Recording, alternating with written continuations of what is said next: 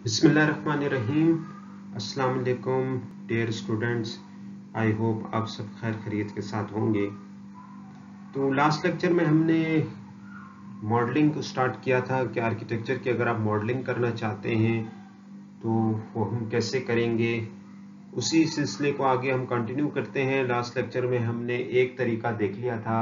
एक तरीका ये हो सकता है कि हम विजुअल मॉडलिंग करें और उसके लिए हमने यूएमएल को डिटेल में स्टडी कर दिया और उसके जो 3 ऑप्शंस थे उसको हमने डिटेल में देख लिया। तो अब इसी लेक्चर को हम आगे कंटिन्यू करते हैं और दूसरा तरीका देखते हैं जो कि टेक्स्ट बेस्ड है। अगर आप आर्किटेक्चर की मॉडलिंग टेक्स्ट बेस्ड करना चाहते हैं तो उसके लिए फिर हमारे पास आर्किटेक्चर डिस्क्रिप्शन लैंग्वेजेस हैं। तो इस लेक्चर में हम देखते हैं कि what is an architecture description language और उसको हम कैसे यूज करेंगे। तो जिस तरह हमने देखा था कि विजुअली जो अप्रोच थी उसके अंदर जो स्टैंडर्ड लैंग्वेज यूज होती है वो यूएमएल है, यूनिफाइड मॉडलिंग लैंग्वेज। तो हमने उसको डिटेल में देखा कि यूएमएल के जरिए हम कैसे सिस्टम के आर्किटेक्चर को मॉडल कर सकते हैं। इसी तरह अगर हम टेक्सचुअल जो मेथड है, जो एडीएल्स हैं, अगर हम उसकी बात करें तो उसके अंदर जो लैंग्वेज ज़्यादा यूज होती है उसका नाम है AADL, which stands for architecture analysis and design language. ठीक है, इसको आप ADL के साथ कंफ्यूज ना करें। वो ADL है, ये डबल ADL है। लेकिन ADL जो होती है वो stands for architecture description language है, जैसे कि मैंने पिछले लेक्चर में भी आपको बताया था। ये है AADL यानी architecture analysis and design language. तो इस लैंग्वेज का नाम बज़ाहिर तो एक्रोनिम दोनों के मिलते जुलते हैं, ADL और AADL, डबल ADL, लेकिन it stands for architecture analysis and design language. उसके एक्रोनिम डिफरेंट है। जाहिर है ये ADL ही है। उसकी जिस तरह हमने विजुअली में देखा UML लैंग्वेज का नाम था UML, तो इसी तरह ADL की एग्जांपल में जो हम लैंग्वेज स्टडी कर रहे हैं वो डबल ADL है यानी architecture analysis and design language है। तो आज के लेक्चर में हम इसका ओवरव्यू देखते हैं कि what is double ADL, architecture analysis and design क्या चीज़ है। तो आइए चल के इसको हम डिटेल के अंदर देखते हैं।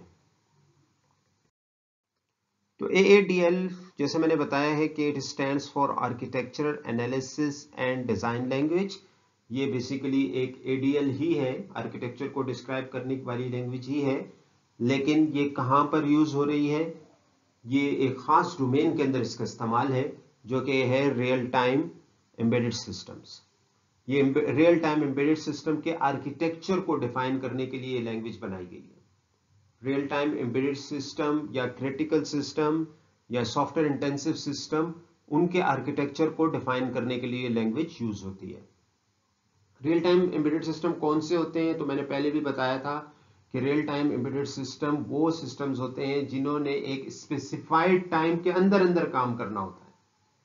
तो इन सिस्टम्स के अंदर ना सिर्फ ये कि उनकी जो फंक्शनैलिटी है वो सही होनी चाहिए, काम उनको सही करना चाहिए, बल्कि वो काम जो है वो एक स्पेसिफाइड टाइम के अंदर उनको करना चाहिए। देखिए नॉर्मल सिस्टम्स में तो सिर्फ फंक्शनैलिटी होती है ना, हम सिस्टम को देखते हैं कि वो काम सही कर रहा है, लॉजिकली करेक्ट रिजल्ट्स दे रहा है, तो ऐसे सिस्टम्स को हम करेक्ट सिस्टम कंसिडर करते हैं, वो सही काम कर रहा है। लेकिन रियल टाइम सिस्टम के अंदर हमने दो चीजें देखनी होती है। एक तो ये कि वो फंक्शनैलिटी वाइज करेक्ट हो, लॉजिकली सही रिजल्ट्स दे रहा हो, सही काम कर रहा हो, लेकिन उसके साथ साथ जो टाइम स्पेसिफाई किया गया है उस टाइम के अंदर अंदर काम करे। अगर लॉजिकली करेक्ट भी है लेकिन अगर टाइम के अंदर काम नहीं कर रहा तो फिर हम वो सिस्टम हमारे लिए यूजलेस है, उसको हम फिर सही सिस्टम नहीं कहेंगे। तो रियल टाइम सिस्टम के अंदर टाइम बड़ा इंपॉर्टेंट होता है, यानी उन्होंने अपना काम भी सही करना है और उसके साथ साथ जो विद इन द टाइम करना है। इसकी फिर हम बहुत सी एग्जांपल ले सकते हैं। एरोप्लेन है, रॉकेट है। फॉर एग्जांपल आपने रॉकेट फायर किया है और वो फायर हो के एनिमी पे जा रहा है, लेकिन वो टाइम पे अगर हिट नहीं कर सक रहा तो फिर उसको हम फेल कंसिडर करेंगे। या एरोप्लेन है और उसके व्हील्स ने ओपन होना है, तो अगर वो टाइम पे ओपन नहीं हुए तो फिर वो पूरा सिस्टम जो है वो डेंजरस हो सकता है और ह्यूमन लॉस भी हो सकता है। इसी तरह ब्रेक है, और ब्रेक अगर टाइम पे नहीं लग रही तो फिर वो जो है वो डेंजरस हो सकता है, हैज़ार्डियस हो सकता है फॉर ह्यूमन लाइफ। तो ऐसे सिस्टम को एम्बेडेड सिस्टम्स कहते हैं। आप अगर गौर करें तो आजकल सिस्टम्स के अंदर सॉफ्टवेयर ज़्यादा इस्तेमाल होता जा रहा है, ठीक है। हार्डवेयर पार्ट कम होते जा रहे हैं और उसके जगह पे सॉफ्टवेयर पार्ट जो है वो ज़्यादा इस्तेमाल होता जा रहा है। एग्जाम्पल के तौर पे अपने स्मार्टफोन कंसिडर कर लें तो इसमें भी अब सॉफ्टवेयर के ज़रिए ज़्यादा फंक्शनलिटीज़ को कंट्रोल किया जा रहा है। इसी तरह हम अगर और डोमेन्स में देखें, एवियोनिक्स में, एरोप्लेन्स में सॉफ्टवेयर इस्तेमाल हो रहा है, ऑटोमोटिव गाड़ियों के अंदर सॉफ्टवेयर का इस्तेमाल ज़्यादा होता जा रहा है। मेडिकल इक्विपमेंट को हम देखें उसके अंदर सॉफ्टवेयर का इस्तेमाल है, और इवन आपके जो ग्रिड स्टेशंस हैं, पावर सिस्टम्स हैं, हर जगह पे अब वो सॉफ्टवेयर के ज़रिए फंक्शनैलिटी को कंट्रोल किया जा रहा है। उसकी रीज़न ये है कि सॉफ्टवेयर इजी टू चेंज है और चीप है as compare to hardware development और हार्डवेयर के अंदर चेंजेस करना, ठीक है। तो इस वजह से डिवाइसेस जो है वो आजकल सॉफ्टवेयर इंटेंसिव होती जा रही है। सॉफ्टवेयर इंटेंसिव का मतलब ये है कि उसके अंदर सॉफ्टवेयर की अमाउंट ज़्यादा होती जा रही है। तो आपकी गाड़ियों में भी सॉफ्टवेयर आ गए, आपके टीवी में भी सॉफ्टवेयर आ गए, ओवन में भी सॉफ्टवेयर आ गए, वॉशिंग मशीन में भी सॉफ्टवेयर आ गए, आपके हर मेडिकल इक्विपमेंट में, स्मार्टफोन में, हर एक चीज़ के अंदर आपके सॉफ्टवेयर आ गए। तो इन सॉफ्टवेयर, ये जो जितनी भी मैंने एग्जांपल्स दी हैं, इन सब ने फंक्शनलिटी भी देनी है और with in the required time भी देनी है। तो इन सिस्टम्स को in general real time embedded systems कहा जाता है। एम्बेडेड इसलिए कहा जाता है कि इसके अंदर प्रोसेसर बिल्ट इन होता है, ठीक है। जो हम कहते हैं ना स्मार्टफोन या स्मार्ट टीवी या स्मार्ट ओवन, तो इसके अंदर स्मार्ट हम इसको क्यों कहते हैं, क्योंकि इसके अंदर एक प्रोसेसर एम्बेड होता है, इस वजह से इसका नाम स्मार्ट है, ठीक है ना। तो इसी वजह से इसको एम्बेडेड सिस्टम्स कहते हैं। तो रियल टाइम एम्बेडेड सिस्टम वो सिस्टम जिनके अंदर प्रोसेसर एम्बेड हुआ है और उन सिस्टम्स ने ना सिर्फ फंक्शनलिटी वाइज फंक्शन सही देने हैं, बल्कि अपने उसके साथ साथ जो रियल टाइम में भी with in the specified time अपनी फंक्शनलिटी देनी। ऐसे सिस्टम को रियल टाइम एम्बेडेड सिस्टम्स कहते हैं। इन सिस्टम का अगर आप आर्किटेक्चर डिफाइन करना चाहें तो हमारे पास दो मेथड्स हैं, जैसे कि हम देखते आ रहे हैं पिछले लेक्चर्स में। या तो अगर आप ग्राफिक विजुअल मेथड की तरफ जाते हैं तो फिर यूएमएल का इस्तेमाल कर लें और उसकी प्रोफाइल को हम यूज कर सकते हैं। यहाँ भी हम देख रहे हैं कि हम ग्राफिकल मेथड नहीं यूज कर रहे हैं, हम टेक्सचुअल मेथड यूज कर रहे हैं, तो उसके लिए फिर ये लैंग्वेज है AADL। आई होप अब आपको क्लियर हो गया होगा कि AADL का क्या मकसद है। यानी अगर आप textually real time embedded system का आर्किटेक्चर डिफाइन करना चाह रहे हैं तो उसके लिए AADL लैंग्वेज को आप यूज करेंगे। याद रहे कि AADL लैंग्वेज के अंदर हम उसकी जो फंक्शनलिटी है ये हम सिस्टम की डिफाइन नहीं करते, यानी कौन से एल्गोरिथम्स यूज हुए में है, कौन सा डेटा स्ट्रक्चर यूज हुआ है, ये हम डिफाइन नहीं कर रहे। हमारे पास जो फोकस है that is on the non functional behaviour. Focus हमारा सिस्टम के नॉन फंक्शनल बिहेवियर पर है। यानी आपको पता है सॉफ्टवेयर इंजीनियरिंग के अंदर जब भी हम क्वालिटीज की बात करते हैं या प्रॉपर्टीज की बात करते हैं तो हमारे पास दो तरह की प्रॉपर्टीज होती है। एक होती है फंक्शनल प्रॉपर्टी, एक होती है non functional property. Functional attributes, non functional attributes. Functional attributes जो कि सॉफ्टवेयर फंक्शनलिटी क्या देगा उससे रिलेटेड है। नॉन फंक्शनल जो उसके बिहेवियर वाइज उसकी एक्स्ट्रा जो एट्रीब्यूट्स हैं उनको नॉन फंक्शनल कहा जाता है, ठीक है, जिसका फंक्शनलिटी से काम नहीं होगा। What the software will do, ये फंक्शनलिटी कहलाती है, फंक्शनल रिक्वायरमेंट्स कहलाती हैं, फंक्शनल कैरेक्टरिस्टिक्स कहलाती हैं। How the software will do, ये नॉन फंक्शनल रिक्वायरमेंट्स कहलाती हैं, इसको हम नॉन फंक्शनल एट्रीब्यूट्स कहते हैं।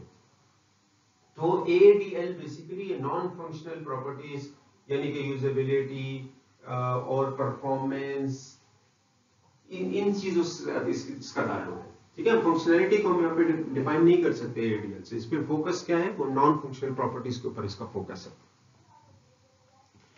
हम अगर हिस्ट्री देखें तो AADL डेवलप हुई है सॉफ्टवेयर इंजीनियरिंग इंस्टीट्यूट में। क्योंकि आप सॉफ्टवेयर इंजीनियरिंग का कोर्स पढ़ रहे हैं तो इससे रिलेटेड आपको पता होना चाहिए कि मशहूर इंस्टीट्यूट इसमें से कौन से हैं जहां पे स्टैंडर्ड्स वगैरह बनते हैं। तो one of them is SEI, ये सॉफ्टवेयर इंजीनियरिंग इंस्टीट्यूट, जो कैर्नेगी मेलन यूनिवर्सिटी USA में वहाँ पे ये वाक़या है। और इसी SEI में, सॉफ्टवेयर इंजीनियरिंग इंस्टीट्यूट में, और इनके जो इंडस्ट्रियल पार्टनर थे उनके कोलैबोरेशन से इन्होंने मिलकर ये लैंग्वेज बनाई है AADL के नाम से। इसको एक जो पुरानी लैंग्वेज थी मेटा एच, हमने पिछले लेक्चर में देखा था इसका नाम कि मेटा एच एक ADL है। तो उसके जो एक्सपीरियंस, जब ये लैंग्वेज बनाई थी मेटा एच, उसके एक्सपीरियंस की बेस पर AADL को बनाया गया है।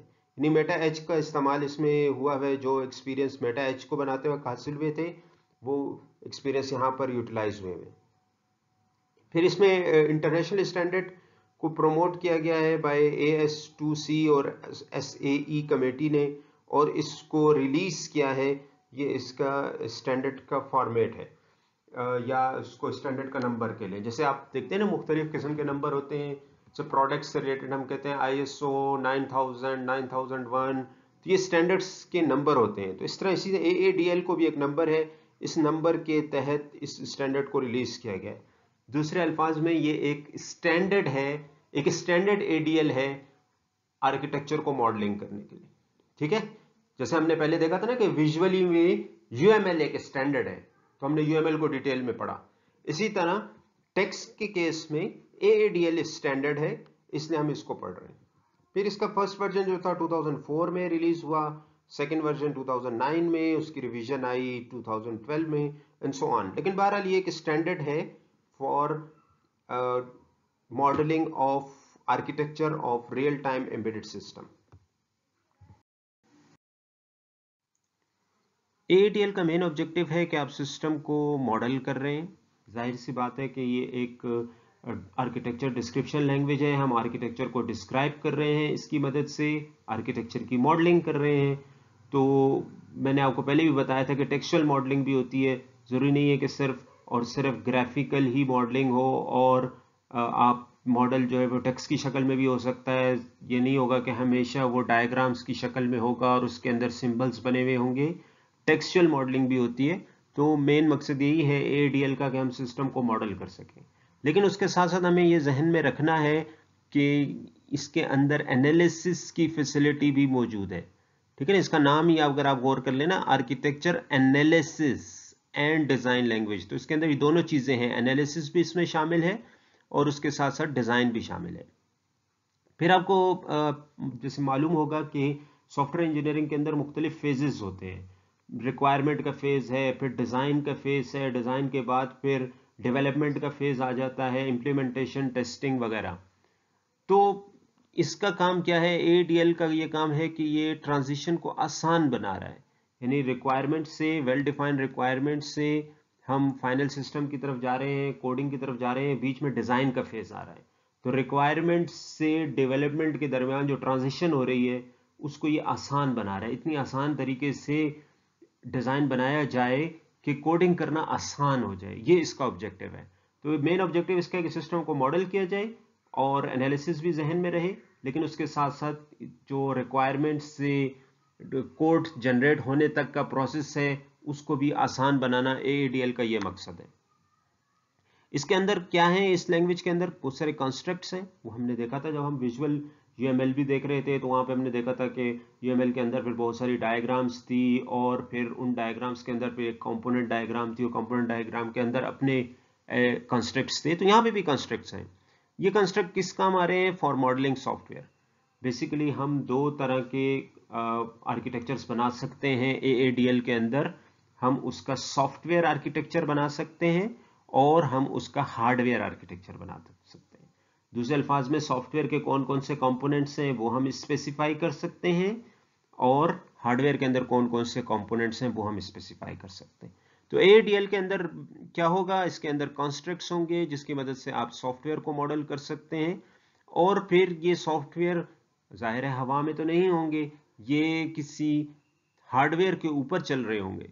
सो it's mapping to the execution platform और हार्डवेयर आर्किटेक्चर। ये जो सॉफ्टवेयर के कंपोनेंट्स हैं ये किस हार्डवेयर के ऊपर चल रहे हैं, किस प्लेटफॉर्म के ऊपर एग्जीक्यूट हो रहे हैं, तो उनकी मैपिंग क्या है वो भी आप इस AADL की मदद से बता सकते हैं। यानी सॉफ्टवेयर को कैसे मॉडल कर रहे हैं, सॉफ्टवेयर आर्किटेक्चर, हार्डवेयर के कौन कौन से कंपोनेंट हैं, हार्डवेयर आर्किटेक्चर, और इनकी मैपिंग कैसे हो रही है, कौन सा सॉफ्टवेयर का पार्ट, कौन सा कंपोनेंट हार्डवेयर के कौन से कंपोनेंट के ऊपर एग्जीक्यूट हो रहा है। तो ये सारी चीजें आप, इसके लिए कॉन्स्ट्रक्ट्स मौजूद हैं, आप यहाँ पे मॉडल कर सकते हैं।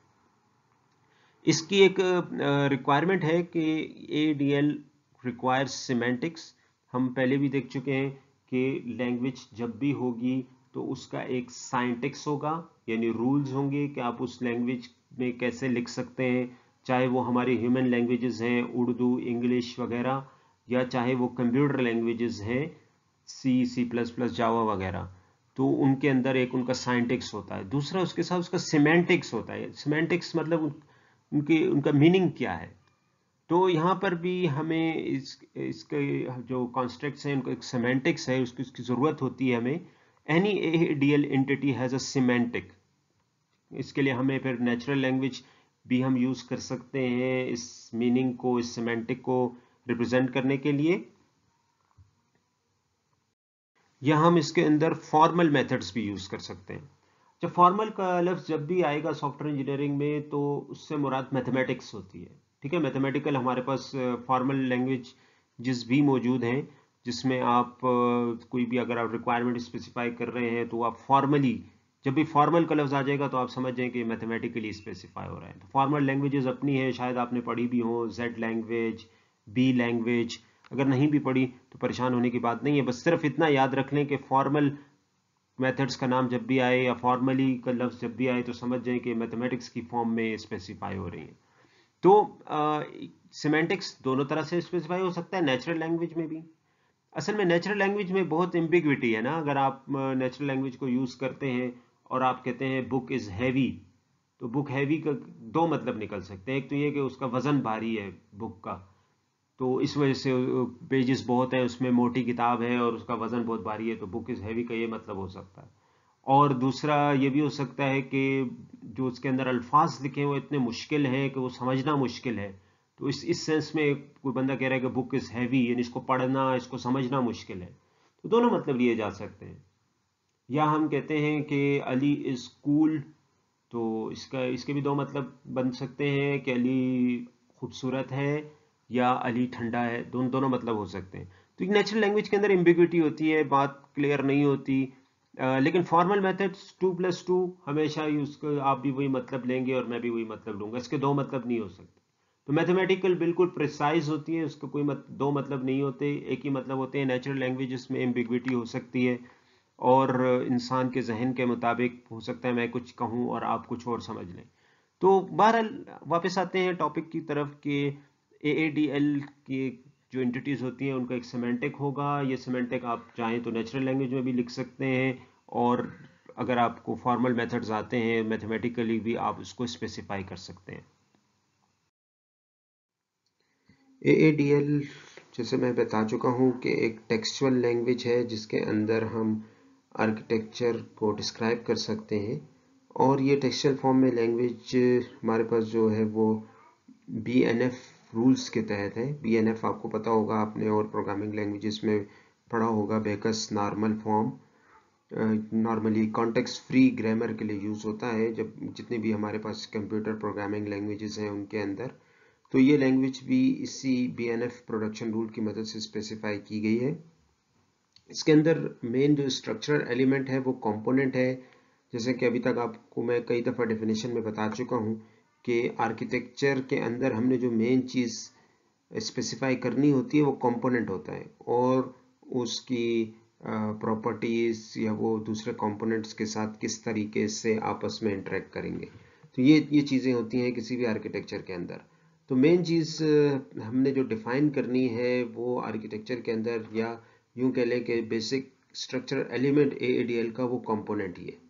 हमने UML में भी देखा था, वहाँ पे भी मेन एलिमेंट कंपोनेंट ही था, तो यहाँ पे भी मेन एलिमेंट कंपोनेंट ही है। अब कंपोनेंट को डिफाइन कैसे करेंगे, तो उसकी डेफिनेशन के अंदर हमने फिर दो चीज़ों को जहन में रखना है कि कंपोनेंट की डेफिनेशन AADL में किस तरह से होगी। उसके लिए हमें एक कंपोनेंट की टाइप बतानी पड़ेगी। पहली जो चीज़ है डेफिनेशन के अंदर वो कंपोनेंट की टाइप है, और दूसरे नंबर पे फिर हमें बताना पड़ेगा कि कंपोनेंट की इम्प्लीमेंटेशन किस तरह से है। कंपोनेंट टाइप जो होती है वो आप यूं समझ लें कि कंपोनेंट एक्सटर्नली कैसे नज़र आएगा बाकी कंपोनेंट्स को, वो हम स्पेसिफाई करते हैं कंपोनेंट टाइप की मदद से।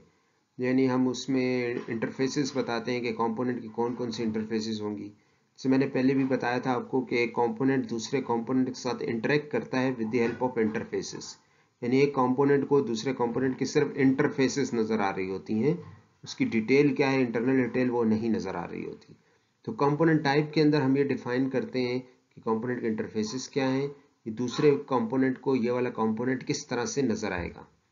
कंपोनेंट इम्प्लीमेंटेशन का क्या मतलब है? कंपोनेंट के जो इम्प्लीमेंटेशन है वो बेसिकली उसका इंटरनल स्ट्रक्चर बता रही होती है कि इस कंपोनेंट के अंदर क्या है।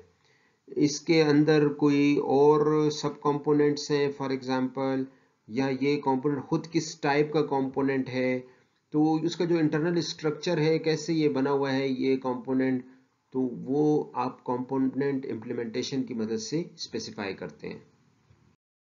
कंपोनेंट की टाइप्स कौन कौन सी हो सकती हैं? कंपोनेंट की AADL के अंदर 3 किस्म के कंपोनेंट हो सकते हैं। वो या तो हार्डवेयर कंपोनेंट्स होंगे, या सॉफ्टवेयर कंपोनेंट्स होंगे, या कंपोजिट होंगे। तो सॉफ्टवेयर कंपोनेंट्स प्रोग्राम हो सकता है, या थ्रेड हो सकता है जो एग्जीक्यूट कर रहा है प्रोग्राम, प्रोसेस वगैरह, ये सब एग्जांपल्स हैं सॉफ्टवेयर कंपोनेंट्स की। ये किस हार्डवेयर के ऊपर एग्जीक्यूट होंगे? प्रोसेसर, रैम वगैरह और हार्ड डिस्क, बस। तो ये सारे जो हैं ये हार्डवेयर कंपोनेंट्स हैं। हम पहले भी इनके ऊपर डिस्कशन कर चुके हैं। AADL के अंदर भी ऐसा ही है कि सॉफ्टवेयर के कंपोनेंट्स अलग हैं और हार्डवेयर के कंपोनेंट्स अलग हैं। तीसरी जो टाइप है वो है कंपोजिट। कंपोजिट का मतलब ये है कि ये दोनों हो सकते हैं, यानी हार्डवेयर और सॉफ्टवेयर दोनों का मिक्सचर अगर होगा तो उसको फिर कंपोजिट टाइप कहेंगे। तो 3 तरह के कंपोनेंट्स AADL के अंदर हम स्पेसिफाई कर सकते हैं: pure hardware components, pure software components, या इन दोनों का मिक्स जो है जिसको हम कंपोजिट कहते हैं। कंपोनेंट्स और कंपोनेंट की टाइप्स जो हैं उनके साथ हम प्रॉपर्टीज लिखते हैं जो बेसिकली डिस्क्राइब करती हैं कि इनका नॉन फंक्शनल बिहेवियर कैसा होगा। मैंने आपको पहले भी बताया था कि AADL का फोकस जो है वो नॉन फंक्शनल प्रॉपर्टीज के ऊपर ज़्यादा है। तो कंपोनेंट्स का नॉन फंक्शनल बिहेवियर हम रिप्रेजेंट करेंगे प्रॉपर्टीज में। एग्जाम्पल के तौर पे अगर हम रियल टाइम की बात करें तो उसके अंदर जो नॉन फंक्शनल उसकी प्रॉपर्टीज हैं उसमें one of them is worst case execution time. Worst case execution time क्योंकि रियल टाइम सिस्टम है और मैंने आपको बता चुका हूं कि इसके अंदर सॉफ्टवेयर ने और सिस्टम ने एक स्पेसिफाइड डेडलाइन के अंदर अंदर काम करना है। तो वर्स्ट केस एग्जीक्यूशन टाइम का मतलब ये है कि ज्यादा से ज्यादा कितना टाइम लग जाएगा एक टास्क को कंप्लीट होने में। तो इस प्रॉपर्टी को वर्स्ट केस एग्जीक्यूशन टाइम कहते हैं। अगर आप नाम पे भी गौर कर लें तो यहां से भी आपको पता चल जाएगा कि वर्स्ट केस एग्जीक्यूशन टाइम। इसी तरह डेडलाइन वो टाइम है जिससे पहले पहले मस्ट टास्क कंप्लीट हो जाना चाहिए। सिस्टम को अपना काम कंप्लीट करने इतनी देर में the amount of time before which a task must be completed, इसको डेडलाइन कहते हैं। सपोज एक टास्क जो है वो 10 सेकंड के अंदर अंदर कंप्लीट होनी चाहिए मस्ट। अगर 10 सेकंड के अंदर कंप्लीट ना हुई तो फिर सिस्टम यूजलेस हो जाएगा, इसको डेडलाइन कहते हैं। लेकिन 10 सेकंड से पहले भी काम खत्म हो सकता है और ज्यादा से ज्यादा टास्क कितना टाइम लेगी, इसे 5 सेकंड या 6 सेकंड, उसको वर्स्ट केस एग्जीक्यूशन टाइम कहेंगे। तो ये दो एग्जांपल्स हमने देख ली कि इस तरह की प्रॉपर्टीज भी हम कंपोनेंट्स के साथ रख सकते हैं कि कंपोनेंट की डेडलाइन क्या है, कितनी देर में इस कंपोनेंट ने अपना काम करना है, और साथ साथ में उसकी हम डेडलाइन भी उसके साथ हम वर्स्ट केस एग्जीक्यूशन टाइम भी स्पेसिफाई कर सकते हैं। अब हम देखते हैं कि अगर हमने कंपोनेंट को स्पेसिफाई करना है तो कंपोनेंट को किस तरह से स्पेसिफाई करेंगे। तो अगर हम पूरे AADL का मॉडल देखें तो बेसिकली उसके अंदर एक ट्री होगा कंपोनेंट्स का, एक हायरार्की बनी हुई होगी। कंपोनेंट्स जो है हायरार्किकल फॉर्म में होंगे। ये जाहिर है हम टेक्स्ट बेस्ड काम कर रहे हैं लेकिन इसको हम ग्राफिकल रिप्रेजेंटेशन भी देख सकते हैं और इसके अंदर हमारे पास फिर XML की हम सीरियलाइजेशन भी कर सकते हैं। AADL के कंपोनेंट्स की अगर हम बात करें तो मैंने आपको बताया है कि AADL के कंपोनेंट्स या तो किसी सॉफ्टवेयर एंटिटी को रिप्रेजेंट कर रहे होंगे, जैसा कि अभी हमने एग्जांपल्स देख ली, प्रोसेस या थ्रेड को रिप्रेजेंट कर रहे होंगे, या वो किसी हार्डवेयर एंटिटी को रिप्रेजेंट कर रहे होंगे, जैसे हमने एग्जांपल में देखा कि प्रोसेसर या रैम या हार्ड डिस्क वगैरह। इन कंपोनेंट्स को हम फिर इकट्ठा भी कर सकते हैं, एक पैकेज बना सकते हैं। वही यूएमएल वाला आइडिया है कि हम जो हमारे पास रिलेटेड कंपोनेंट्स हैं उनको हम इकट्ठा करके एक पैकेज बना लेते हैं और फिर हम इसको बाद में दोबारा भी इस्तेमाल कर सकते हैं, रीयूजेबल बन जाएंगे। इसी तरह हर एक कंपोनेंट की अपनी एक टाइप है, उसके एक कुछ ना कुछ उसके इंटरफेस होंगे और उसके अलावा उसकी फिर इम्प्लीमेंटेशन एक या एक से ज़्यादा होंगी। जो भी हमने देखा कि एक कंपोनेंट को जो हम डिफाइन करेंगे तो उसके अंदर उसकी टाइप और उसकी इम्प्लीमेंटेशन होनी चाहिए। तो टाइप होगी उसकी और इम्प्लीमेंटेशन एक या एक से ज़्यादा हो सकती है। कंपोनेंट्स के अंदर फिर और सब कंपोनेंट्स भी हो सकते हैं और इसी तरह आप कंपोनेंट को एक्सटेंड भी कर सकते हैं। इनहेरिटेंस वाला आइडिया भी यहाँ पे हम अप्लाई कर सकते हैं कि हम जो है वो कंपोनेंट को एक कंपोनेंट डिफाइन कर लें और फिर ज़रूरत पड़े तो फिर हम उसको दूसरे कंपोनेंट को उसके अंदर एक्सटेंड करते हुए उस दूसरे कंपोनेंट के अंदर हम पहले कंपोनेंट को यूज़ करें। तो इनहेरिटेंस वाला कॉन्सेप्ट भी यहाँ पे अप्लाई होता है। और फिर कंपोनेंट्स की अपनी प्रॉपर्टीज भी होंगी जो कि बेसिकली उनके अपने एट्रीब्यूट्स हैं। फॉर एग्जांपल उनका एग्जीक्यूशन टाइम, कितनी मेमोरी वो यूज़ कर रहे हैं, उनके सोर्स कोड फाइल नेम क्या है, उनकी प्रायोरिटी क्या है, वगैरह वगैरह। अब हम देखते हैं कि कंपोनेंट की इंटरेक्शन कंपोनेंट की उसको हम रिप्रेजेंट करते हैं with the help of component connections. और इसी तरह AADL के अंदर फीचर्स आर कनेक्शन पॉइंट्स। तो इस तरह से हम कंपोनेंट की कनेक्शंस की मदद से कंपोनेंट आपस में इंटरेक्ट करते हैं। मैं पहले भी बता चुका हूं कि उनके दरमियान जो इंटरफेसेस हैं वही इंटरफेसेस पे इनका कनेक्शन बन रहा है और इस कनेक्शन की मदद से आपस में कंपोनेंट एक दूसरे के साथ इंटरेक्ट करेंगे। जैसा कि मैंने बताया है कि कंपोनेंट्स या तो हार्डवेयर कंपोनेंट्स हो सकते हैं या सॉफ्टवेयर कंपोनेंट्स हो सकते हैं। तो सॉफ्टवेयर कंपोनेंट्स को अगर हम देखें तो बेसिकली ये हमारे पास AADL हमें वेल नोन एब्स्ट्रैक्शन प्रोवाइड करती है डिफरेंट सॉफ्टवेयर पार्ट्स के लिए। जैसे ये पार्ट्स हो सकते हैं, थ्रेड हो सकता है, डेटा, प्रोसेस, सब प्रोग्राम्स, थ्रेड के ग्रुप हो सकता है। हमें पता है कि प्रोसेस प्रोग्राम इन एग्जीक्यूशन को कहते हैं और यहाँ पर भी ये इसी को रिप्रेजेंट करता है। इस प्रोसेस की अपनी फिर एड्रेस स्पेस होती है, ख़ास मेमोरी में जगह होती है जहाँ पे ये प्रोसेस एग्जीक्यूट कर सकता है और इसके अंदर फिर कम से कम एक थ्रेड होना चाहिए या एक से ज़्यादा भी हो सकते हैं। थ्रेड प्रोसेस के पार्ट को कहते हैं। एक प्रोसेस के हम बहुत सारे हिस्से बना देते हैं मल्टी टास्किंग के लिए। ये एक शेड्यूलेबल एंटिटी है, यानी कि हम इसका एक शेड्यूल बना सकते हैं कि कौन से थ्रेड ने पहले एग्जीक्यूट होना है और कौन से थ्रेड ने बाद में एग्जीक्यूट होना है। और इट मैप्स टू टास्क, जो काम हो रहे हैं उसके भी हम बहुत सारे प्रोसेस के पार्ट्स बना के उसको भी हम थ्रेड के तौर पर चला सकते हैं। और इसके साथ साथ ऑपरेटिंग सिस्टम के भी थ्रेड्स हो सकते हैं। ऑपरेटिंग सिस्टम के अंदर भी बहुत सारे प्रोसेसेस होंगे तो उनको भी हम, हमारे पास क्योंकि हार्डवेयर लेवल पे मल्टी कोर मौजूद हैं, मल्टी प्रोसेसर्स मौजूद हैं, तो हम उनका फ़ायदा उठाने के लिए अपने सॉफ्टवेयर को भी मल्टीपल पार्ट्स में डिवाइड कर देते हैं ताकि हर एक थ्रेड जो है वो अलग अलग प्रोसेसर पे, अलग अलग कोर पे चले और इस तरह से ओवरऑल प्रोग्राम की स्पीड ज़्यादा हो जाए। क्योंकि हम रियल टाइम सिस्टम्स की बात कर रहे हैं तो इसलिए यहाँ पे ऑपरेटिंग सिस्टम भी आम ऑपरेटिंग सिस्टम नहीं है, बल्कि ये रियल टाइम ऑपरेटिंग सिस्टम है। तो हमारे पास प्रोसेस को रिप्रेजेंट करने के लिए एक कंपोनेंट हो सकता है ADL के अंदर, थ्रेड को रिप्रेजेंट करने के लिए, इस तरह डेटा को रिप्रेजेंट करने के लिए डेटा के प्लेस होल्डर्स हैं। फॉर एग्जांपल C में आपने स्ट्रक्चर पढ़ा होगा, या इसको ही हम रिप्रेजेंट करते हैं, उसकी ज़्यादा इन्हेंस्ड फॉर्म जो है C++ में वो क्लास की शक्ल में है या जावा की शक्ल में है।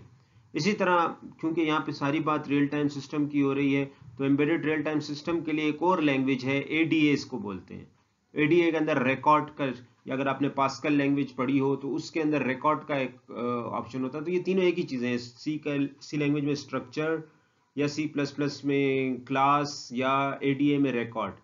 ये सारी आपकी एब्स्ट्रैक्ट डेटा टाइप्स हैं या यूजर डिफाइंड डेटा टाइप्स हैं जिनको यूजर खुद डिफाइन करते हैं, और इसके अंदर फिर वो डेटा को प्लेस कर सकते हैं। क्लास के अंदर भी डेटा और फंक्शंस होते हैं, स्ट्रक्चर के अंदर भी हम इसी तरह से डेटा को डिफाइन करने के लिए हमने यूजर डिफाइंड डेटा टाइप है, और रिकॉर्ड के अंदर भी हम डेटा को ही डिफाइन करते हैं। तो डेटा इसको एज ए कंपोनेंट ट्रीट किया जाएगा AADL में। इसी तरह सब प्रोग्राम एक कंपोनेंट हो सकता है। सब प्रोग्राम का मतलब ये है कि प्रोग्राम का एक हिस्सा, सिक्वेंशियल एग्जीक्यूशन फ्लो होगा इसका सब प्रोग्राम का, और it is associated to a source code, चाहे आप C लैंग्वेज में काम कर रहे हैं या आप ADA में काम कर रहे हैं। ADA बहुत पॉपुलर लैंग्वेज है एम्बेडेड सिस्टम्स के लिए, इसलिए यहाँ पर इसका नाम आ रहा है।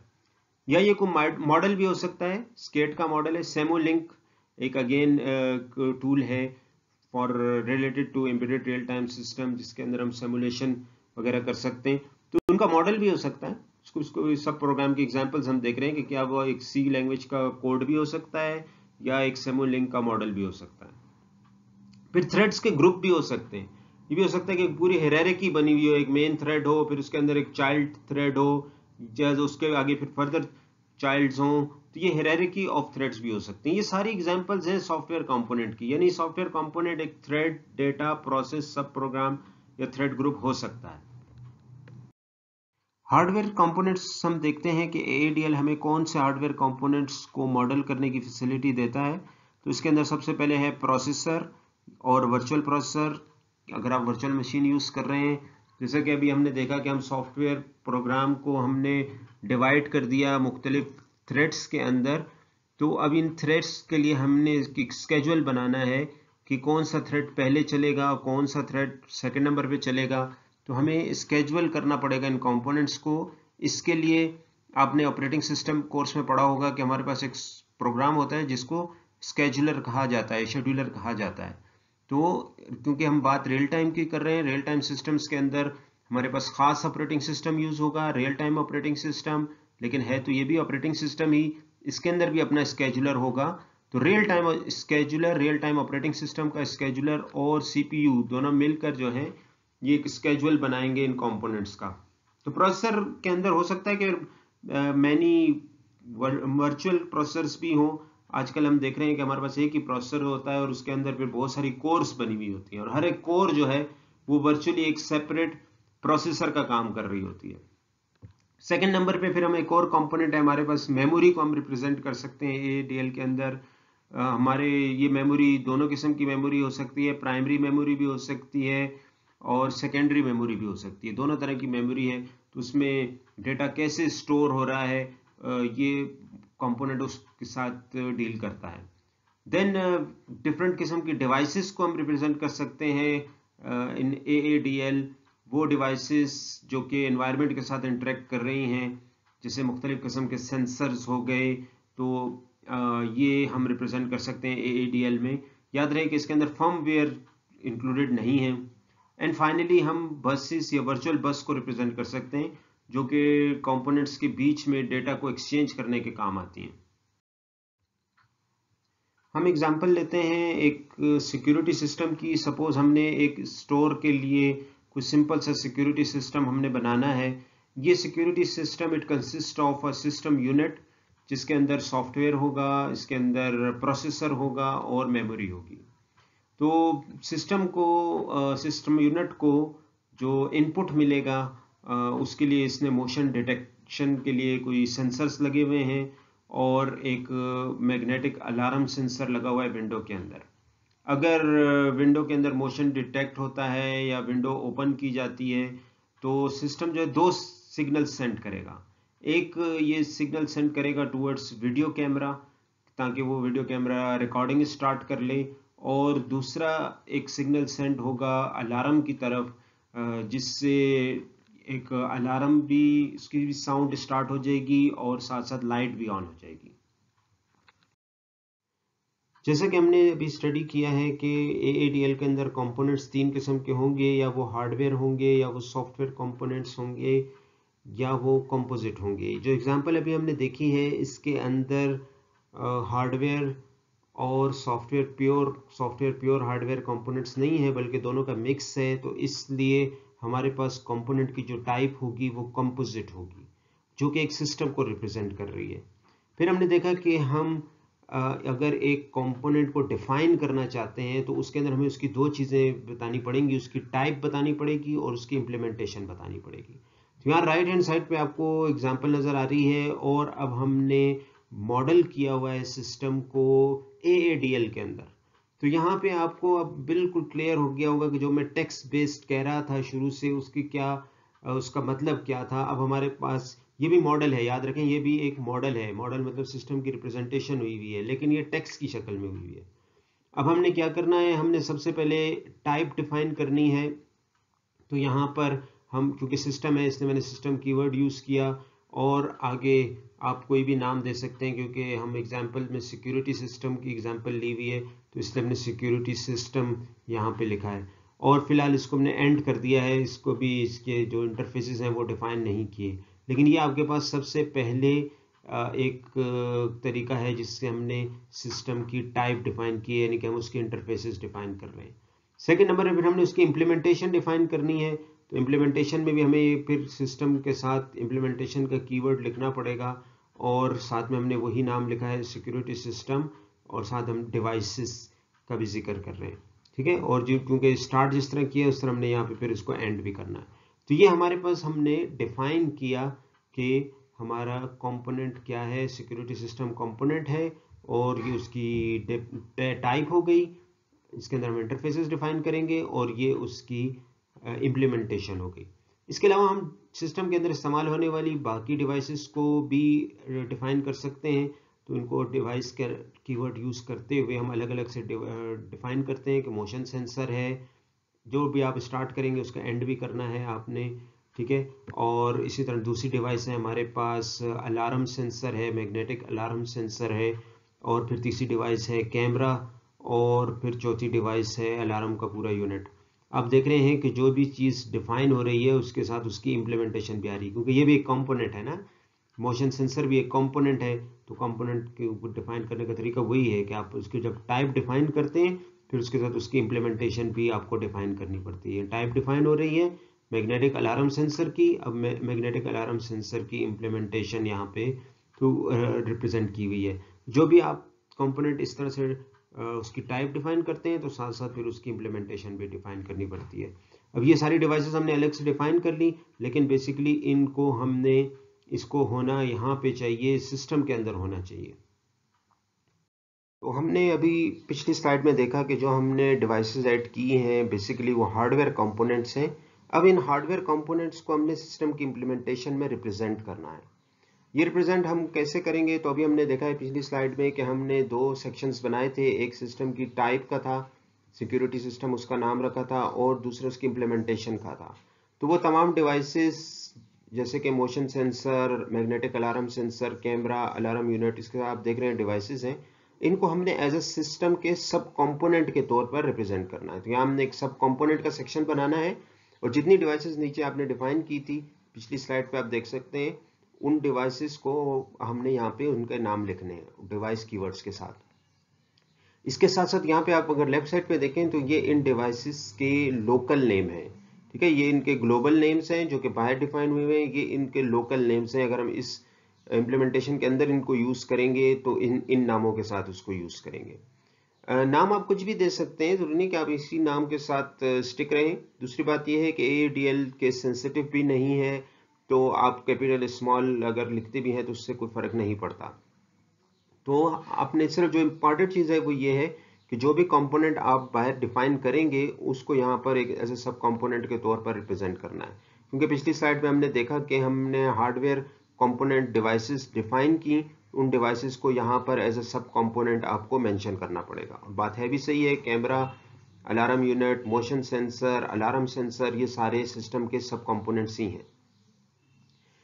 इसी तरह AADL आपको एक और अच्छी फैसिलिटी देता है कि अगर आपको समझ नहीं आ रही कि कंपोनेंट की टाइप क्या है तो आप उसको सिस्टम के तौर पर रिप्रेजेंट कर ले, जैसे हमने यहाँ पे सिस्टम के तौर पर इसको रिप्रेजेंट किया हुआ है इस कंपोनेंट को। बाद में जब हमारे पास चीज़ें क्लियर होती जाएंगी तो फिर हम उसकी टाइप को चेंज कर सकते हैं। जैसे कि हमने लास्ट स्लाइड में देखा कि हम हार्डवेयर के कंपोनेंट्स को डिफाइन कर सकते हैं। इसी तरह अगर आपने कुछ सॉफ्टवेयर का कंपोनेंट डिफाइन करना है तो सॉफ्टवेयर का कंपोनेंट भी डिफाइन कंपोनेंट डिफाइन करने का तरीका वही होगा, चाहे वो हार्डवेयर का कंपोनेंट है, सिस्टम का कंपोनेंट है, या एक सॉफ्टवेयर का कंपोनेंट है। सपोज हम सॉफ्टवेयर का कंपोनेंट डिफाइन करना चाह रहे हैं, तो यहाँ पे आपको एक एग्जांपल नज़र आ रही है कि हमने उसका नाम रखा। सॉफ्टवेयर के अंदर हम देख चुके हैं कि प्रोसेस उसका एक एग्जांपल है सॉफ्टवेयर कंपोनेंट की। प्रोसेस मींस सॉफ्टवेयर कंपोनेंट, और फिर उसका कोई नाम आप रखेंगे। तरीकाकार उसी तरह ही होगा। हमने यहाँ पे उसकी टाइप डिफाइन की है, कंपोनेंट चाहे हार्डवेयर का हो या सॉफ्टवेयर का हो, उसको डिफाइन करने का तरीका वही है। प्रोसेस, उसका नाम, जब स्टार्ट किया तो फिर एंड भी करना पड़ेगा।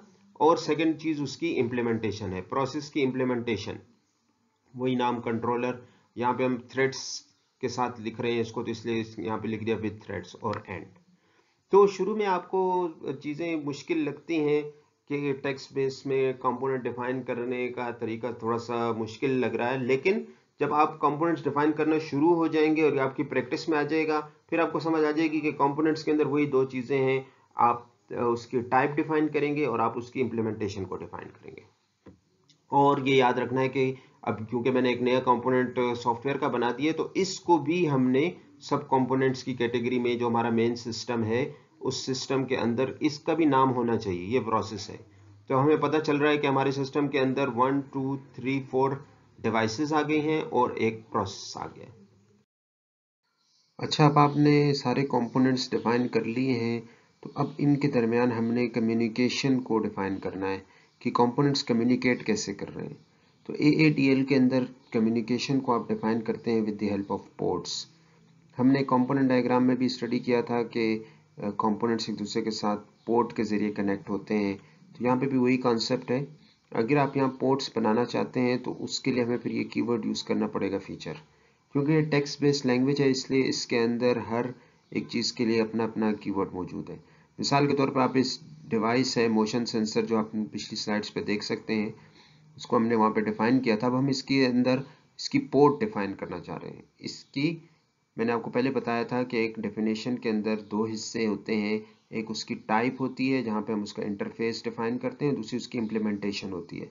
तो टाइप के अंदर हमने यहाँ पर फीचर कीवर्ड्स के साथ हम पोर्ट्स को डिफाइन कर सकते हैं। ये इसके इंटरफेस है, यानी दूसरे कंपोनेंट्स ने अगर इंटरेक्शन करनी है तो वो इस इंटरफेस की मदद से इसके साथ इंटरेक्शन होगी। तो फीचर कीवर्ड की मदद से हम पोर्ट्स को डिफाइन कर सकते हैं। पोर्ट को आप कुछ भी नाम लिख सकते हैं, कुछ भी नाम उसका हो सकता है, क्योंकि ये मोशन सेंसर है। तो जब मोशन डिटेक्ट होगा तो ये मोशन सेंसर क्या करेगा, ये अपना रिस्पॉन्स आउट करेगा। ये मोशन सेंसर कंट्रोलर को कुछ सिग्नल पास करेगा। अब पोर्ट्स हमारे पास AADL के अंदर दो किस्म की पोर्ट्स हैं, या वो इवेंट पोस्ट हो सकती हैं, यानी कि आप कोई इवेंट अकर हो रहा है तो उस इवेंट की बेस पर ये कुछ परफॉर्म कर रहा है ये सेंसर। जब मोशन सेंसर कोई मोशन डिटेक्ट करेगा, ये एक इवेंट हो गया, तो ये इसका आउटपुट दे रहा है इवेंट पोर्ट की शक्ल में। और दूसरी टाइप जो है वो डेटा पोर्ट हो सकती है, वो डेटा पास करे। तो यहाँ पे क्योंकि मोशन डिटेक्शन की बेस पर इस सेंसर ने काम करना है, तो ये इस वजह से इसकी मैंने टाइप रखी। मैंने बता दिया कि ये आउटपुट देगा, आउट कीवर्ड है, और दूसरा ये कि ये इसकी टाइप क्या है, ये एक इवेंट पोर्ट है।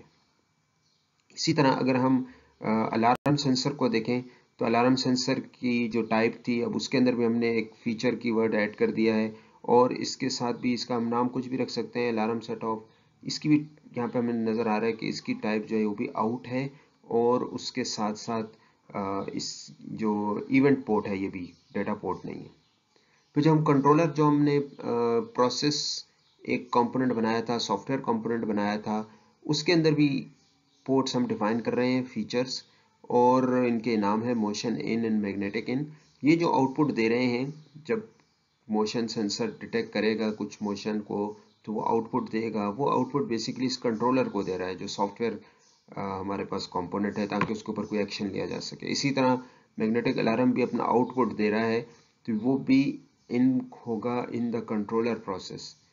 तो यहाँ पर अब हम इन का कीवर्ड यूज करेंगे, आउट नहीं यूज कर रहे, क्योंकि इस कंपोनेंट के अंदर इन हो रहा है। यहाँ पर डेटा आ रहा है, मोशन सेंसर से डेटा आ रहा है इधर, और इसी तरह मैग्नेटिक अलार्म से भी डेटा आ रहा है इधर। तो लॉजिकली अगर आप देखें तो ये बहुत ज़बरदस्त मॉडलिंग है। ठीक है, हमें ग्राफिकली नज़र नहीं आ रहा या पिक्चर्स नहीं बनी हुई, सिंबल्स नहीं बने हुए, लेकिन लॉजिकली हम लिखते जा रहे हैं और जहन में आप एक अपनी खुद से एक तस्वीर बना सकते हैं। इसी तरह हम यहाँ पे अगर देखें तो अब जो डिवाइस कैमरा थी उसके अंदर भी पोर्ट्स ऐड कर दी गई हैं with the help of features keyword.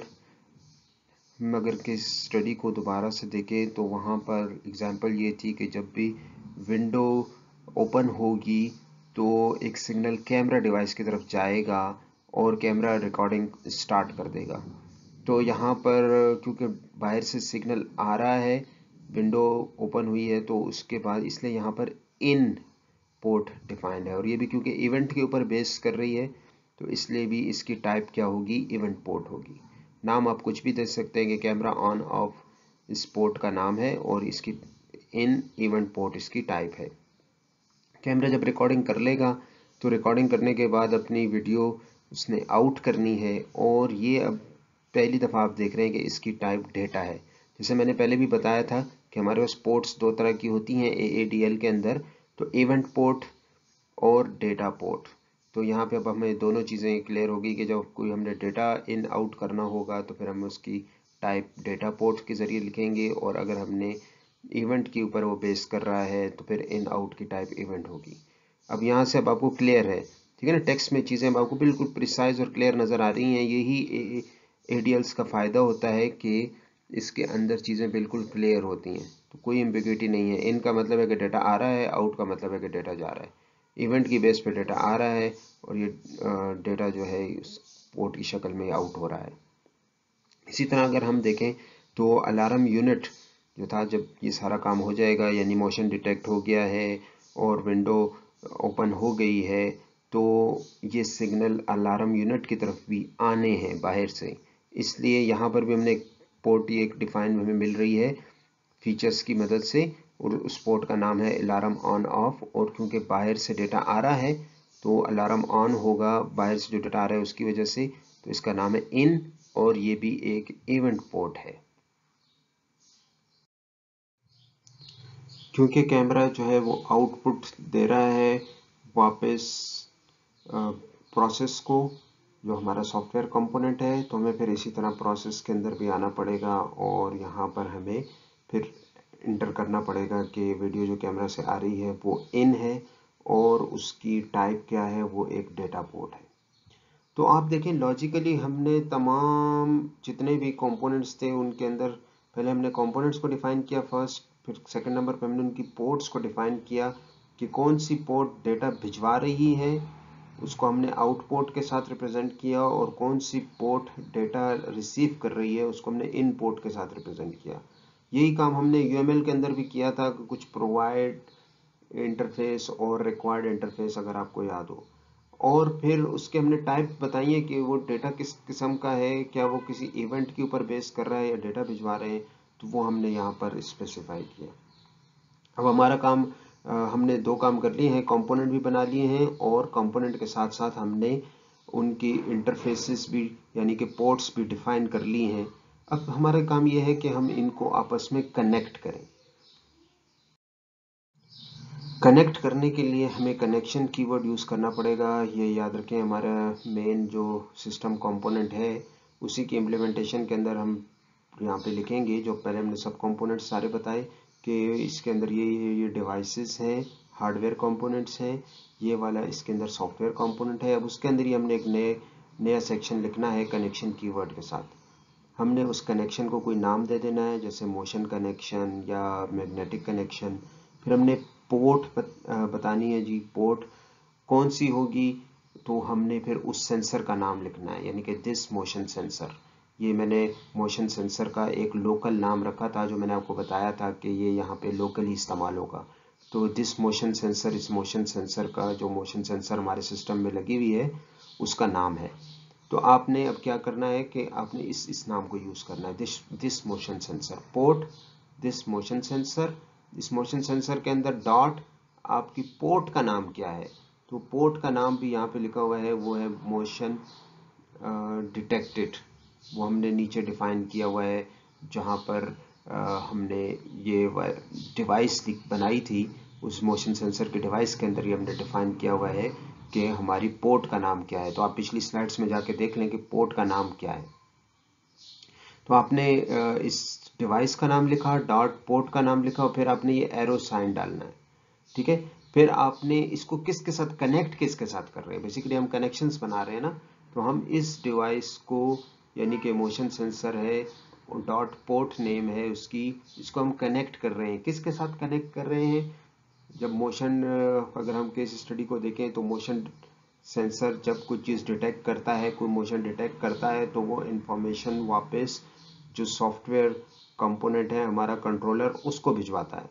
तो हम आगे क्या लिखेंगे? अगेन हम आगे लिखेंगे कि दिस कंट्रोलर, हम उसका नाम लिखेंगे जो हमें यहाँ पे मिल रहा है वो है दिस कंट्रोलर। और फिर दिस कंट्रोलर के अंदर उसकी कौन सी पोर्ट है, उसके अंदर भी तो बहुत सारी पोर्ट्स मौजूद हैं, उसकी किस पोर्ट पे आप कनेक्शन बनाना चाह रहे हैं, तो हम उसकी मोशन इन वाली जो पोर्ट है उसके साथ कनेक्शन बनाना चाह रहे हैं। तो इसके लिखने का तरीका ये हुआ कि आपने कनेक्शन का नाम लिखा, कॉलन पोर्ट कीवर्ड है, और उसके बाद आपने डिवाइस का नाम लिखा जो ये लोकल यहाँ पे डिफाइन हुए हैं, डॉट डिवाइस के अंदर कौन सी पोर्ट है उस पोर्ट का नाम लिखा, और फिर इसको आप किसके साथ कनेक्ट कर रहे हैं, एरो की मदद से आप बताएंगे कि दूसरी device dot port name.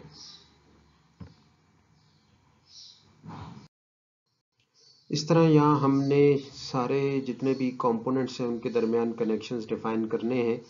Again pattern वही है जैसे कि मैंने पिछली स्लाइड में बता चुका हूँ। ये कनेक्शन के नाम है, कॉलन पोर्ट कीवर्ड है, फिर उसके बाद हमने डिवाइस के नाम लिखे हुए हैं और फिर डॉट का साइन है, फिर उनकी पोर्ट्स हैं, फिर आपने इसको एक एरो का साइन लगाना है, फिर दूसरी डिवाइस जिसके साथ आप इस कनेक्ट करना चाह रहे हैं इस डिवाइस को, फिर डॉट है, और फिर उस पोर्ट का नाम है जिस डिवाइस की कौन सी पोर्ट के साथ आप कनेक्ट करना चाह रहे हैं, आखिर में सेमीकोलन। तो यहाँ पे अब हमारे पास पूरी पिक्चर आपको जहन में बनानी पड़ेगी, क्योंकि जो कुछ हमें नज़र आ रहा है वो तो टेक्सचुअल फॉर्म में है, लेकिन बिल्कुल प्रिसाइज है, इसमें गलती की कोई गुंजाइश नहीं है, और ये इजी टू अंडरस्टैंड है, प्रिसाइज है, इसके अंदर एम्बिग्विटी नहीं है, ठीक है। आपने कंपोनेंट्स डिफाइन कर लिए, आपने उनकी पोर्ट्स डिफाइन कर ली, उनके टाइप्स डिफाइन कर ली कि इवेंट है या डेटा है, इन है या आउट है, और आखिर में आपने उनके कनेक्शंस बना लिए।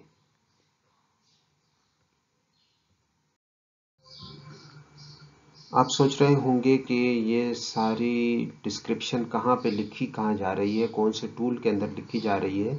तो ये मैं आपको बता दूं कि ये टूल जो है इसका नाम है OSAT 2, OSATE, जिसको OSAT कहते हैं, OSAT 2 बेसिकली एक इक्लिप्स बेस्ड टूल है, जिसके अंदर ये आप AADL की सारी स्पेसिफिकेशन जो मैंने इस लेक्चर के अंदर बताई है वो आप लिख सकते हैं।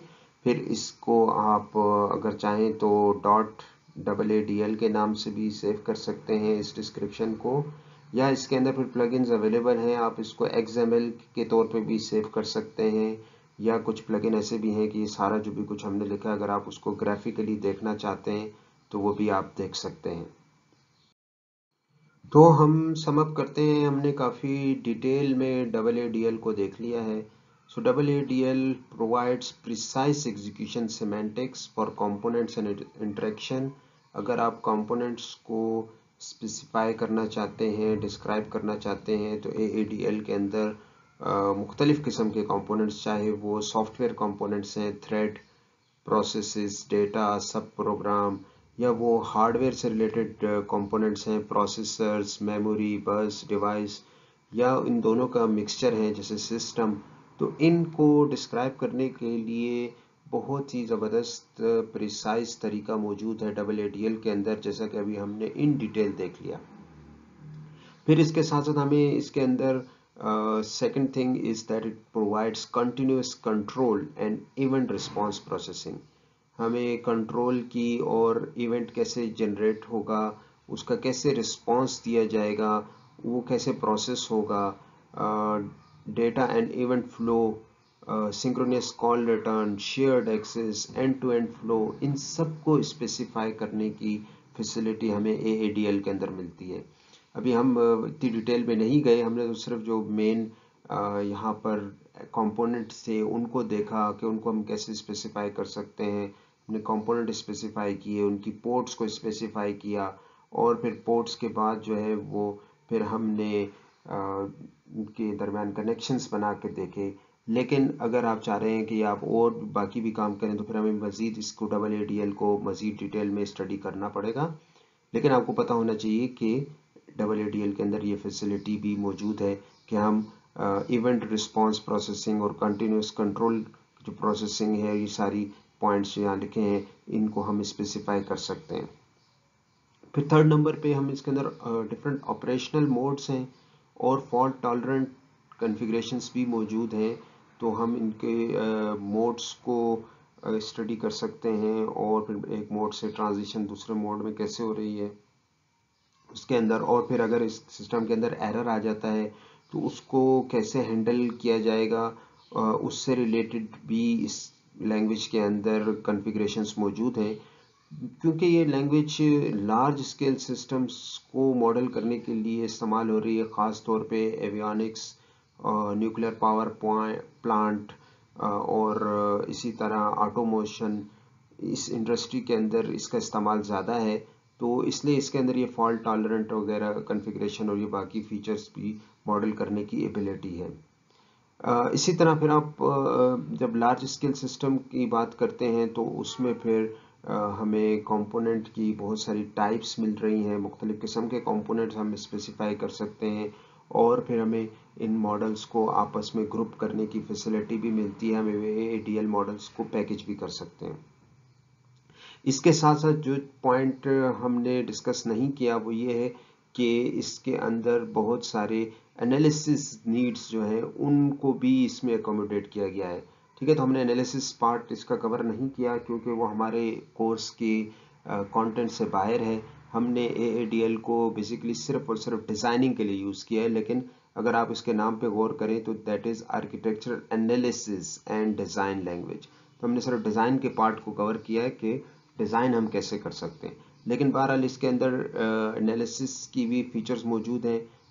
मुख्तलिफ एनालिसिस नीड्स को भी एकोमोडेट करती है ये लैंग्वेज। इसके अंदर एक्सटेंशन मैकेनिज़्म है और स्टैंडर्डाइज्ड तरीके से इसके हम एक्सटेंशन कर सकते हैं। एक और लैंग्वेज को भी हम एक क्विक रिव्यू देख लेते हैं। वैसे ये लेक्चर में तो हमने AADL को बहुत डिटेल में देखा और वहाँ से हमें पता चला कि ये एक स्टैंडर्ड लैंग्वेज है जिसमें हमने कंपोनेंट्स कैसे डिफाइन करने हैं और पोर्ट्स कैसे बनानी है और कनेक्शंस कैसे बनाने हैं। लेकिन इसके साथ साथ एक और लैंग्वेज भी बड़ी पॉपुलर है जिसका नाम है क्वाला। तो क्वाला लैंग्वेज भी एक ADL है, और मैंने आपको लास्ट वीक बताया था कि ADLs बहुत ज़्यादा डेवलप हुई हुई हैं। इवन हर कंपनी ने अपनी अपनी ADL बनाई हुई है और हर एक डोमेन के अंदर अलग अलग ADLs यूज़ होती हैं। तो क्वाला लैंग्वेज जो है ये फिलिप्स इलेक्ट्रॉनिक्स, आपने नाम सुना होगा, बहुत सारी आपने इलेक्ट्रॉनिक इक्विपमेंट इनका यूज़ भी किया होगा, मशहूर कंपनी है इलेक्ट्रॉनिक्स की, फिलिप्स की। ये लैंग्वेज इन्होंने बनाई है। किस लिए बनाई है? To specify and manage consumer electronic products. जो कंज्यूमर इलेक्ट्रॉनिक्स बन रही हैं जैसे टीवी, फ्रिज वगैरह, तो इनकी जो रिक्वायरमेंट्स हैं इनको स्पेसिफाई करने के लिए, इनको मैनेज करने के लिए ये लैंग्वेज बनाई गई है। ठीक है, जो डिज़ाइन ADL है बेसिकली इनके आर्किटेक्चर को डिस्क्राइब करने के लिए क्वाला को बनाया गया है।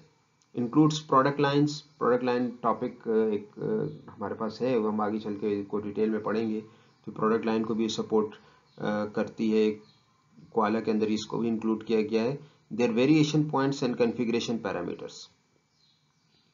बेसिकली ये क्वाला ADL जो है ये एक और पुरानी ADL थी डार्विन नाम से, तो ये उससे इसको डिराइव किया गया है। डार्विन भी मैंने पिछले लेक्चर में आपको एक नाम बताया था कि ये भी एक ADL है, तो ये उससे ड्राइव करके क्वाला लैंग्वेज बनाई गई है। फिलिप इलेक्ट्रॉनिक्स अपनी प्रोडक्ट्स को स्पेसिफाई, उनके आर्किटेक्चर को स्पेसिफाई करने के लिए क्वाला लैंग्वेज को यूज़ करते हैं। It also support different architecture styles. हमने देखे थे पिछले वीक्स के अंदर के सॉफ्टवेयर के डिफरेंट आर्किटेक्चर स्टाइल्स होते हैं, तो कोआला की अच्छी बात है कि ये मुख्तलिफ आर्किटेक्चर स्टाइल्स को सपोर्ट करता है, specifically prescribing specific patterns, design patterns भी हम आगे चल के देखेंगे, and semantics that are applied to Koala constructs, उनको ख़ास तौर पर ये सपोर्ट करता है। इसके अंदर स्ट्रक्चरल नोटेशंस हैं and constructs for supporting product line variability. मैंने बताया कि प्रोडक्ट लाइन हम आगे चल के डिटेल में देखेंगे कि प्रोडक्ट लाइन क्या चीज़ होती है, लेकिन इसके लिए भी इसके अंदर सपोर्ट मौजूद है, कॉन्स्ट्रक्ट्स लैंग्वेज में मौजूद हैं जो कि प्रोडक्ट लाइन और उसके अंदर जो वेरिएशंस आ रही है उसको सपोर्ट कर रहे हैं। This language is tightly bound to implementation of embedded components, उनके लिए उनकी इम्प्लीमेंटेशन के लिए इस लैंग्वेज के अंदर सपोर्ट मौजूद है। तो हम समराइज करते हैं कि मुख्तलिफ डोमेन्स के लिए मुख्तलिफ एडियल्स मुख्तलिफ कंपनियां बनाती रहती हैं।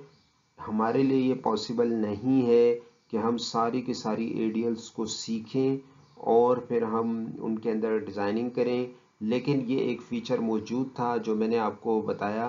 तो अभी आपको जहन में बिल्कुल क्लियर हो जाना चाहिए कि अगर आप एक सॉफ्टवेयर आर्किटेक्चर को मॉडल करना चाहते हैं तो उसके दो तरीके हैं। आप विजुअली उसको मॉडल कर सकते हैं और उसकी स्टैंडर्ड लैंग्वेज है UML, और आप टेक्सचुअली भी उसको मॉडल कर सकते हैं और उसकी स्टैंडर्ड लैंग्वेज है AADL।